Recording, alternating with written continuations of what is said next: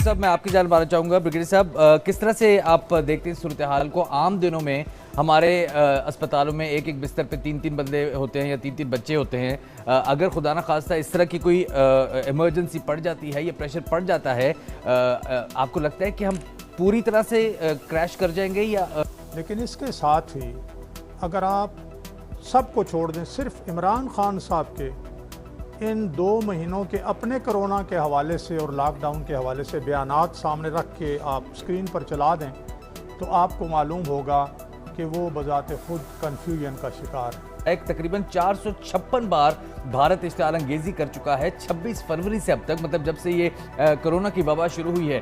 हम इंटरनेशनली इस पर बहुत ज़्यादा शोर मचा सकते हैं। आपकी हुकूमत ये कंटिन्यूसली बताती रही है शौकत बसरा साहब कि करना क्या है, लेकिन कैसे करना है उसके तरीक़ेकार वज़ा नहीं कर पा रहे हैं। मज़ीद आलमी इदारा सेहत ने आलमी बरादरी से कोरोना वायरस पर काबू पाने के लिए पाकिस्तान की मदद की अपील कर दी है। WHO ने खबरदार किया है कि मौसर इक़दाम न हुए तो पाकिस्तान में वायरस से मुतासर अफराद की तादाद वस्त जुलाई तक 2 लाख से ज़्यादा हो सकती है। आलमी इदारे के सरबराह डॉक्टर टेड्रोस का कहना है कि पाकिस्तान को कोरोना वायरस से निपटने के लिए फौरी तौर पर $59 करोड़ फंड्स की ज़रूरत है। वार्निंग्स भी आई जा रही हैं, DGISPR भी वार्न कर रहे हैं, WHO भी वार्न कर रहे हैं।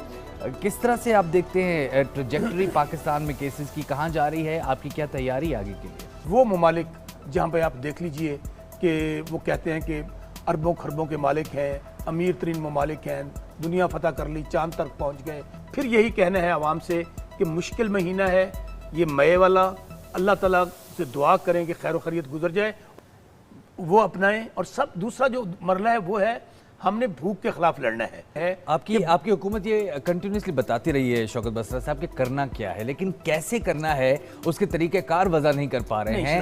अगर कोई SOP सामने लेके आते हैं तो जो बयानात हैं वो फ़र्क होते हैं विफाक में, पंजाब में, और जो कॉमन फैसले करने होते हैं मीटिंग्स में बैठ के, वहाँ पर भी मीटिंग में फैसला होने के बाद बाहर आके सब अपना अपना बयान देते हैं। एक तकरीबन 456 बार भारत इश्तिहाल अंगेजी कर चुका है 26 फरवरी से अब तक, मतलब जब से ये कोरोना की वबा शुरू हुई है।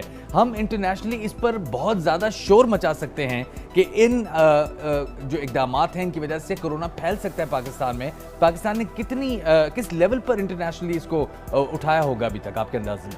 जी, बिस्मिल्लाह रहमान रहीम, बहुत शुक्रिया। मैं तो ये समझता हूँ क्योंकि यूनाइटेड नेशन सेक्रेटरी जनरल ने खुद अपील की थी कि दुनिया में जहाँ पे कई कॉन्फ्लिक्ट्स हैं तो वहाँ पे सीज फायर होना चाहिए जब तक ये इंटरनेशनल पेंडेमिक जो है इसको ये हम ओवरकम नहीं करते हैं। और देखें, यमन में 2 हफ्ते पहले सीज फायर जो है उसका ऐलान कर दिया गया, लेकिन भारत ने नहीं किया। और ये जो उनकी मुसलसल लाइन ऑफ कंट्रोल पे वायलेशन हो रही हैं, मेरी नज़र में कि ये तो गवर्नमेंट को चाहिए कि अब वो formally United nation secretary general को यूनाइटेड नेशन में केस लेके जाएं। यूएन सेक्रेटरी काउंसिल का इजलास होना चाहिए कि इन सिक्योरिटी काउंसिल का कि इन गैर मामूली हालात में जब लोगों की अपनी जानों की हमें सबकी पड़ी हुई है, और यहाँ पे मूडी जो है, प्राइम मिनिस्टर मूडी, वो जनाब उसकी फैशिज्म देखे नहीं लूंगा। मेरा पॉइंट कहने का ये है, इन पाकिस्तान को फॉर्मली यूनाइटेड नेशन में जाना चाहिए और we should summon an urgent session of the United Nation Security Council. और दूसरी बात ये है कि ठीक है, जब तक ये नहीं होता, और OIC अभी भी खुल के जो है वो नहीं आ रहा है इन हालात में। आपको शामिल करना चाहूँगा जो अभी तक इक़दाम किए जा रहे हैं हुकूमत की जानिब से, लेकिन साथ साथ मस्जिदों को खोलने का भी कहा गया है, साथ साथ कुछ कारोबार खोलने की इजाज़त भी दी गई है। लोगों से कहा जा रहा है कि अंदर रहें, लेकिन 182 इंडस्ट्रीज भी खुल चुकी हैं। किस तरह से देख रहे हैं आप सारे इक़दाम को? देखिए जी, पहली बात तो ये कि अभी भी गवर्नमेंट की पॉलिसी और हिकमत अमली यही है कि एक सॉफ्ट लॉकडाउन हो। लेकिन इसके साथ ही अगर आप सबको छोड़ दें, सिर्फ इमरान खान साहब के इन 2 महीनों के अपने कोरोना के हवाले से और लॉकडाउन के हवाले से बयानात सामने रख के आप स्क्रीन पर चला दें तो आपको मालूम होगा कि वो बजाते खुद कन्फ्यूजन का शिकार है। किस तरह का लॉकडाउन हो रहा है, कौन करवा रहा है, किसने करवाया है, कभी स्मार्ट लॉकडाउन, कभी लॉकडाउन, कभी नहीं करना। अच्छा, आप देख लें कि जनाब दर्जी को कहते हैं दुकान खोल लो तो कपड़े की दुकान बंद है। अच्छा, इसके साथ कसाब को कहते हैं दुकान खोल लो तो बकरा मंडियां और मवेशी मंडियां बंद हैं। जनाब तामीराती इंडस्ट्री को कहते हैं खोलो, तामीर करो मकान, तो बहुत सा मटेरियल जो है उसकी दुकानें बंद हैं।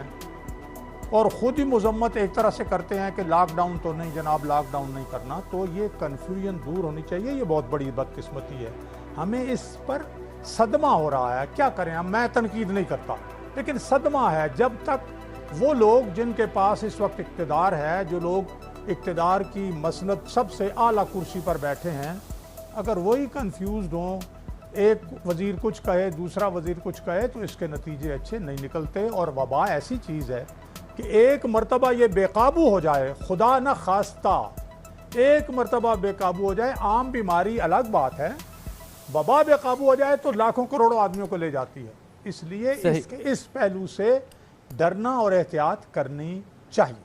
सदीक साहब, बसरा साहब शामिल। मैं सिर्फ एक गुजारिश करूं कि वो लोग कोरोना वायरस से भी ज़्यादा ख़तरनाक हैं, ज़्यादा मुहलिक हैं, जो आज भी आवाम में बेचैनी, खौफ और अनसर्टेनिटी क्रिएट कर रहे हैं।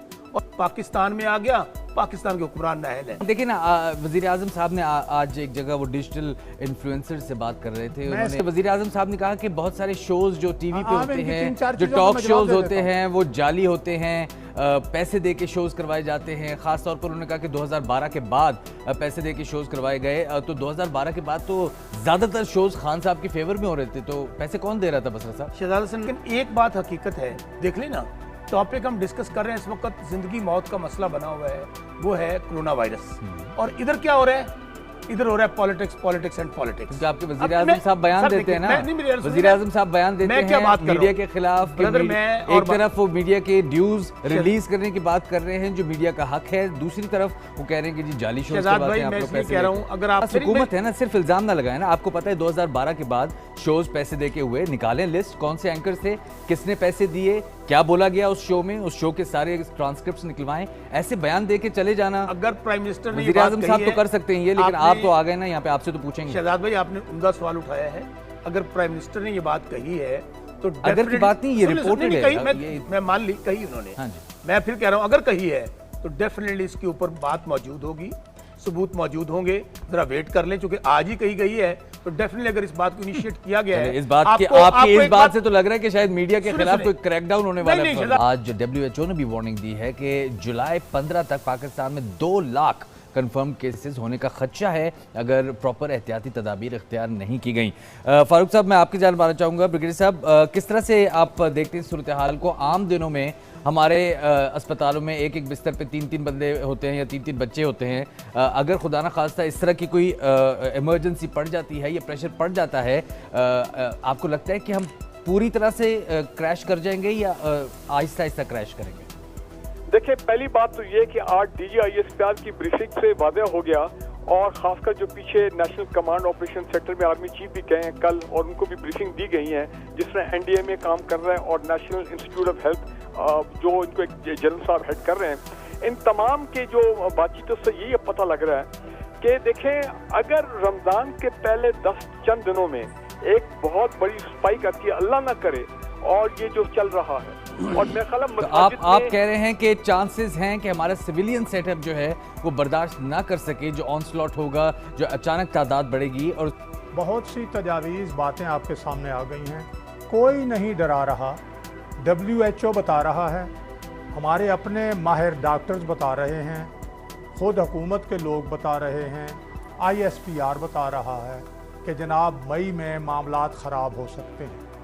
मैं ये कहता हूँ, जो आपने एक लफ्ज़ इस्तेमाल किया कि क्रैश कर जाए प्रोग्राम, हमारी सिविल एडमिनिस्ट्रेशन के पास जो फैसिलिटीज़ हैं, कहीं खुदा न खास्ता वो नाकाफ़ी, बिल्कुल नाकाम ना हो जाएं। मैं ये अर्ज़ करूँगा, नाकाम हो सकती हैं अगर हम स्मार्ट लॉकडाउन करना है नहीं करना, या अगर खुदा न खास्ता हुआ तो सेमी जो है वो कर्फ्यू नहीं। आप यकीन कीजिए, अभी जो बातें, जो सिफारिशात और जो चीन ने तरीका इख्तियार किया, हम वो इख्तियार कर लें, दोगलापन ख़त्म कर दें। सब अगर ये नीमे दरूं नीमे बरूं, ये करूं ये ना करूं, फिर नुकसान हो सकता है। इसलिए मैं ये कहूँगा कि नहीं, आपने जो करना है एक जान होकर करना है, बिल्कुल कोई तसाहुल नहीं बरता। कि मसला है लोगों तक राशन पहुंचाना। 26 फरवरी से लेके अब तक जितना भी टाइम हो चुका है 50-60 दिन, हुकूमत बार बार कहती रही है कि हम डेटा इकट्ठा कर रहे हैं और लोगों तक पहुंचने के लिए बड़ा शफाफ एक प्रोग्राम बना रहे हैं। कितना डेटा आप लोगों ने इकट्ठा कर लिया है, कितने लोगों तक आप पहुंच सके हैं, कितने लोगों की आपके पास डेटाबेस तैयार हो चुका है? क्यों नहीं अब मुकम्मल लॉकडाउन लगाने के हम पोजीशन में आए ताकि आप लोगों को घरों में राशन प्रोवाइड कर दें? बहुत टाइम हो गया है, एक वबा और इमरजेंसी का टाइम है, तो वी वर एक्सपेक्टिंग कि अभी तक आप लोग कर चुके होंगे। इस्लामाबाद में 14,338 अफराद के लिए 17 करोड़, सिंध में 18,40,565 अफराद के लिए 22 अरब, पंजाब में अब तक 21 लाख इन नंबर से पता नहीं लग रहा ना एग्जैक्टली कि आप लोग कितना कर चुके हैं, कितने खानदानों में से कितने तक पहुंच चुके हैं। जो 25% अब कहते हैं जिनका ख्याल रखना है, उन 25% में से कितनों को आपने कैटर कर लिया? नंबर 1। लेकिन अब भी आप इस पोजीशन में नहीं। किस तेजी से कोरोना फैल सकता है और आज जो हमारा हेल्थ केयर सिस्टम है, अगर उसको देखा जाए, क्या वो 2 हफ्ते बाद की सूरत हाल जो WHO प्रेडिक्ट कर रहा है, या जैसा असद उमर साहब ने कहा या DGSPR ने कहा, अगर खुदा न खास्ता वो सूरत हाल होती है तो क्या हम उसको फेस कर पाएंगे या नहीं? वेंटिलेटर्स की हमारे पास तादाद कितनी है? क्या हमारे पास वो मेडिकल प्रोफेशनल्स हैं जो ये सब चीज़ें कर सकें? जी अभी ये कहते हैं बसरा साहब के जी सारा जो इत्तेफाक राय से अगर आप सब कुछ करते तो हमारे अपने डॉक्टर्स ना कहते कि भाई खुदा के लिए लॉकडाउन सख्त करो, ये ना करो वरना नुकसान होगा।